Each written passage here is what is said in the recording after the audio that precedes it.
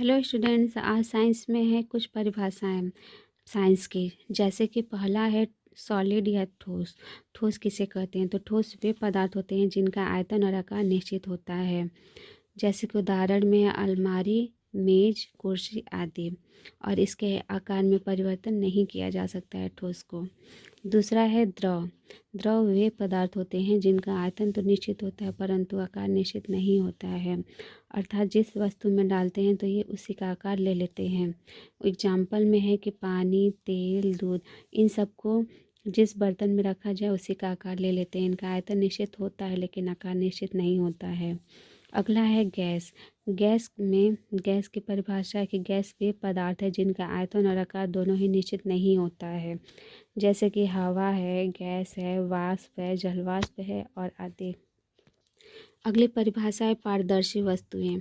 पारदर्शी वस्तुएं वे वस्तुएं होती हैं जिनके आर पार हम देख सकते हैं या देखा जा सकता है, उसे पारदर्शी वस्तुएं कहते हैं। जैसे कि लेंस है, लेंस के आर पार हम लोग देख सकते हैं। इसी तरह कांच का ग्लास है जिसमें आर पार देखा जा सकता है।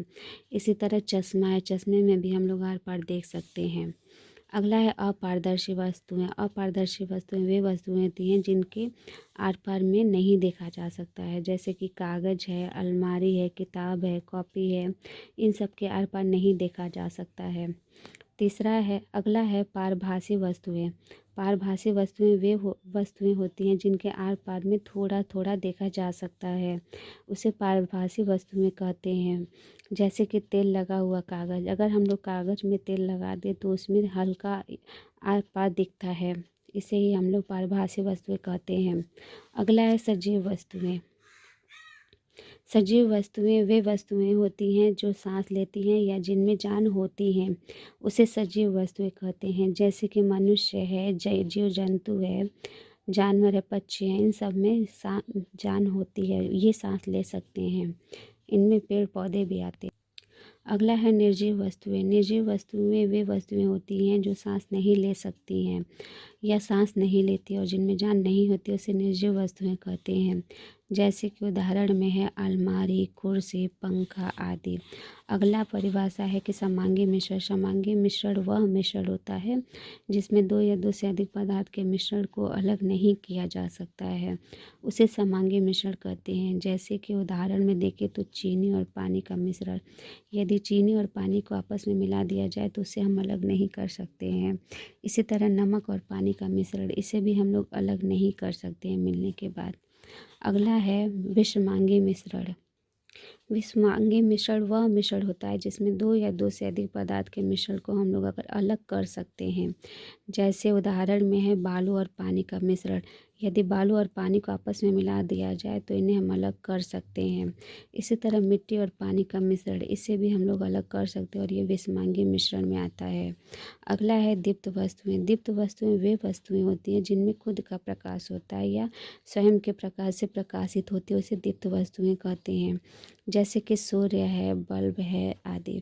अदीप्त वस्तुएं वे वस्तु होती हैं जिनमें स्वयं का प्रकाश नहीं होता है, अर्थात वे दूसरे के प्रकाश से प्रकाशित होते हैं। जैसे कि चंद्रमा है और तारे हैं, ये इनमें खुद का प्रकाश नहीं होता है, ये बल्कि दूसरे के प्रकाश से प्रकाशित होते हैं। अगली परिभाषा है शाकाहारी। शाकाहारी वे जीव जंतु होते हैं जो केवल साग सब्जी को खाते हैं, तो उसे हम शाकाहारी कहते हैं। जैसे कि उदाहरण में है गाय, बकरी, भैंस, ये सभी केवल साग सब्जी ही खाते हैं और कुछ जीव जंतु हैं। अगला है मांसाहारी। मांसाहारी वे जीव जंतु होते हैं जो कि मांस मछली ही खाते हैं, उसे हम मांसाहारी कहते हैं। जैसे कि बाघ है, शेर है, चीता है, बिल्ली है, कुत्ता है आदि।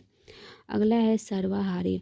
सर्वाहारी वे जीव जंतु होते हैं जो साग सब्जी और मांस मछली दोनों को खाते हैं, तो उसे हम सर्वाहारी कहते हैं। सर्वाहारी में मनुष्य आता है। अगला है स्वपोषी। स्वपोषी वे जीव जंतु होते हैं जो अपना भोजन स्वयं से बनाते हैं, उसे स्वपोषी कहते हैं। जैसे कि हरे पौधे। हरे पौधे सूर्य के प्रकाश में अपना भोजन खुद ही बनाते हैं।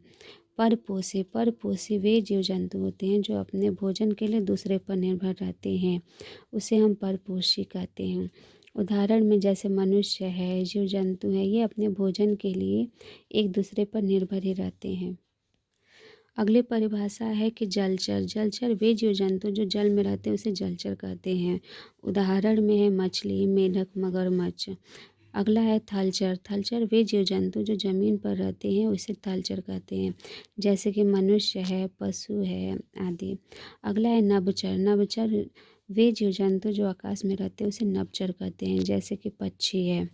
अगला है उभयचर। उभयचर में जो जीव जंतु जमीन और आकाश दो जगह पे रहते हैं उसे उभयचर कहते हैं। उदाहरण में है पक्षी। और अगला है प्रकाश संश्लेषण। प्रकाश संश्लेषण में हरे पौधे जो होते हैं वो सूर्य के प्रकाश की उपस्थिति में अपना भोजन बनाते हैं। इसे ही प्रकाश संश्लेषण कहते हैं और इसका उदाहरण होता है हरे पौधे, क्योंकि ये सूर्य के प्रकाश की उपस्थिति में अपने भोजन का निर्माण करते हैं और अपना भोजन स्वयं बनाते हैं।